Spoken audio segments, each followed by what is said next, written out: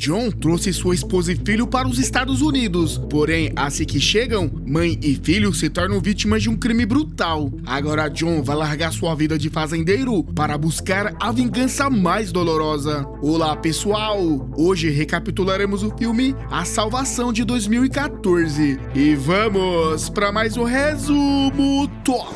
Eu sou inocente, por favor! Deus tenha piedade da sua alma maléfica.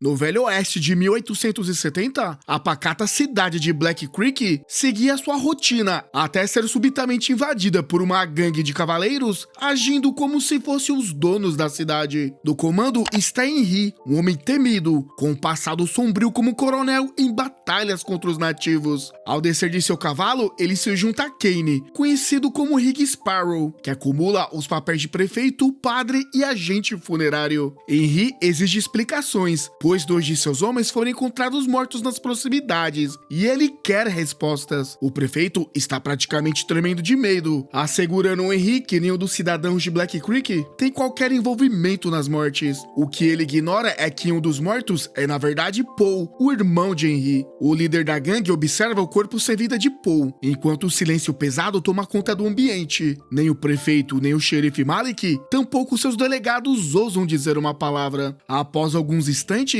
Henry acaba com silêncio, encarando o xerife Malik e o prefeito Kane. Ele lhe dá um ultimato: tem até o meio-dia para entregar o assassino, ou ele matará 2 pessoas em retaliação. Para reforçar sua ameaça, o vilão cita a Bíblia. Tenho certeza que já ouviu as palavras do Senhor. Dente por dente. Tornando suas intenções inegavelmente claras. Ele avisa que, caso o prefeito não decida, ele acabará matando 4 pessoas em vez de apenas 2. A senhora Barowski, a idosa dona da loja de armas local, é escolhida, junto com um pobre homem sem pernas. Henry não perde tempo em mostrar sua frieza, ao matar o homem sem pernas sem hesitação. A senhora Barowski ora pela alma maligna de Henry, antes que ele também a mate. Mas Henry não parece satisfeito.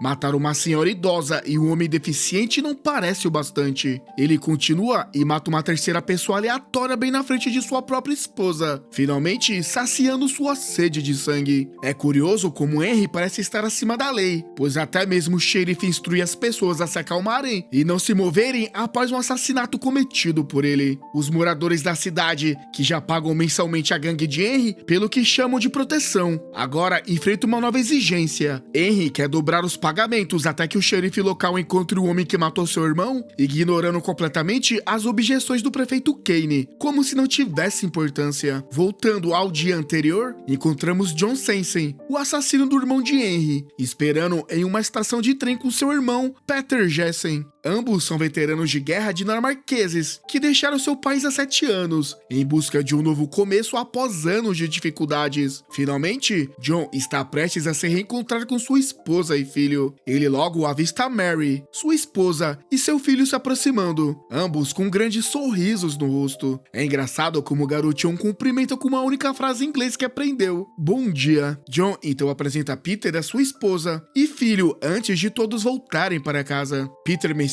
que tem alguns assuntos a resolver e que ficará na cidade por um tempo. Mais tarde, os pombinhos apaixonados trocam um beijo terno antes de embarcarem na carruagem que haviam reservado. No entanto, ao chegarem, encontram um casal amigável já dentro da carruagem. A mulher inicia uma conversa com John, fazendo uma série de comentários, mas é interrompida abruptamente quando as autoridades substituem o casal por 2 homens de aparência intimidadora. Um deles é Paul, o irmão do temido Henry, que acaba de ser libertado da prisão e observa John fixamente. Nesse momento, as coisas começam a desandar, colocando John em um caminho onde a felicidade parece se afastar cada vez mais. John está ensinando seu filho sobre a vida selvagem local e fazendo planos para caçar. De repente, Paul decide iniciar uma conversa com Mary, oferecendo-lhe um gole de sua bebida e tentando puxar assunto. No entanto, quando Mary recusa o gesto, o que parece ser uma abordagem amigável, rapidamente se torna ameaçador ameaçador, carregado de uma pitada de intimidação. Como Mary não compreende o idioma, John lhe diz em dinamarquês para fingir que está colaborando, mas Poe não desiste, comparando o silêncio de Mary ao de sua própria esposa, afirmando que ela é muda porque índios cortaram sua língua. Ele se torna cada vez mais insinuante com Mary, mas é John quem intervém, respondendo a todas as perguntas e tentando manter a situação sob controle. A situação se agrava quando Poe estende a mão em direção ao vestido de Mary, tentando se aproximar fisicamente. John imediatamente intervém, ordenando que o homem se afaste, mas em resposta, outro gangster saca uma arma e aponta para ele. Enquanto John observa sua esposa sendo assediada,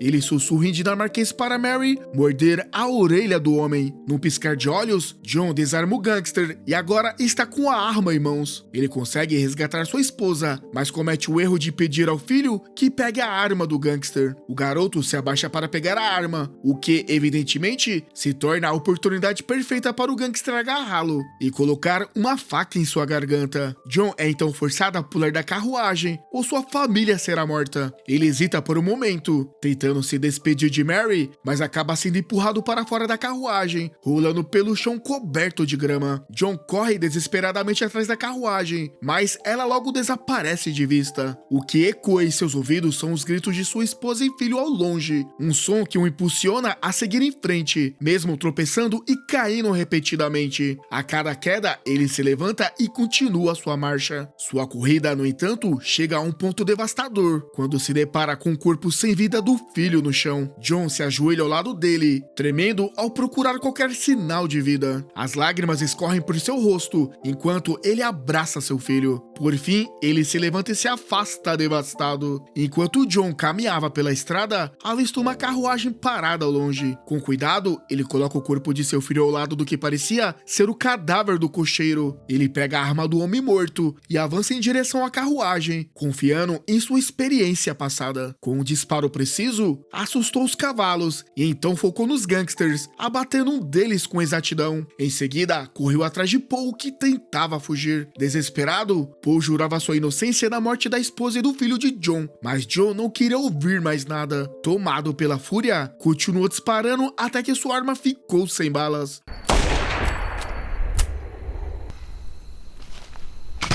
Ao recolher os corpos de sua família, John mantém uma aparência calma, mas por dentro está afundado em choque e tristeza. O sol começa a nascer quando seu irmão Peter chega e nota alguns cavalos estranhos do lado de fora. Tentando oferecer algum consolo, Peter abraça John antes de começar a cavar a cova para os entes queridos. Ainda no mesmo dia, os irmãos Jensen se preparam para partir rumo ao oeste. Eles são conhecidos como os melhores atiradores da região, o que levanta suspeitas sobre seu possível envolvimento na morte do irmão de Henry. Quando chegam à cidade de Black Creek, alguém rapidamente os denuncia ao xerife, sem que John tenha conhecimento. John então tenta vender suas terras ao prefeito Kane, mas o astuto picareta tenta enganá-lo. Quanto o senhor paga? Eu não poderia lhe dar mais de 145. Isso é metade do que pagamos há 6 anos. Justificando o baixo valor pelo assassinato do irmão de Henry, que manchou a reputação da cidade. Durante a noite, Henry aumentou suas taxas de proteção depois da morte de seu irmão, o que levou à queda dos preços das terras. Só agora, John percebe que acabou matando o irmão do horrível Henry. Sem outra alternativa, decide vender sua casa por um valor muito abaixo do que ela realmente vale, e seguindo a sugestão de Kane, esconde o dinheiro dentro da bota para mantê-lo em segurança. Quando John se prepara para partir montado em seu cavalo, um grupo de homens armados surge de todas as direções. Eles o cercam e o xerife, ao atirar no cavalo, acaba impedindo sua fuga e assim capturam John. Mais tarde, encontramos Henry junto do seu contador e Madeleine, a viúva silenciosa de Poe, frequentemente chamada por Henry de princesa. Ele se junta a embaixadores da empresa Petrolífera do Atlântico, que entregam uma tonelada de dinheiro para Henry, mas também o alertam sobre suas táticas agressivas em relação aos habitantes habitantes da cidade. Eles explicam que foram obrigados a cortar a conexão de Black Creek com o governo federal para impedir que o xerife Malik pudesse solicitar ajuda. Agora fica claro que o verdadeiro objetivo deles é adquirir toda a cidade de Black Creek, rica em petróleo bruto. Por isso, estão utilizando Henry como uma fachada para seus planos. Logo em seguida, Peter também é preso, apesar de ter lutado intensamente, conseguindo desferir alguns golpes nos delegados durante a detenção. Mais tarde, o xerife Malik tem uma conversa franca com John, revelando que Henry costumava ser uma pessoa boa, antes que a guerra com os índios mudasse sua vida. Ele explica a John que precisa entregá-lo, e que sua morte lhes dará tempo até que a ajuda do governo federal chegue. Às vezes temos que sacrificar uma única ovelha para salvar o resto. Sou apenas um pastor protegendo seu rebanho. Na manhã seguinte, o xerife entrega John aos homens de Henry, dando-lhe um soco antes. Eles amarram John a um poste de madeira próximo à sede de Henry. Quando Henry e Madeleine se aproximam, John a confronta, dizendo que o marido dela matou seu filho e sua esposa, mas Henry o interrompe com um soco violento. Parece que Henry planeja deixar John ali para morrer sobre o sol escaldante. Enquanto o sol castiga John e os abutres começam a circundá-lo, ansiosos para devorar seu corpo, o prefeito Kane aparece. Em vez de oferecer ajuda, ele rouba o dinheiro e as botas de John e em seguida se une a Henry, chamando pelo primeiro nome como se fossem velhos amigos. Enquanto isso, com o xerife Malik indo à igreja, Peter está tramando sua fuga da cela para se reunir ao irmão. Ele demonstra ser mais astuto que John ao tentar manipular o delegado que o vigia. Peter provoca o homem até que ele se aproxime o suficiente de sua cela. Peter menciona a mãe do delegado, o que deixa o homem furioso. O plano dá certo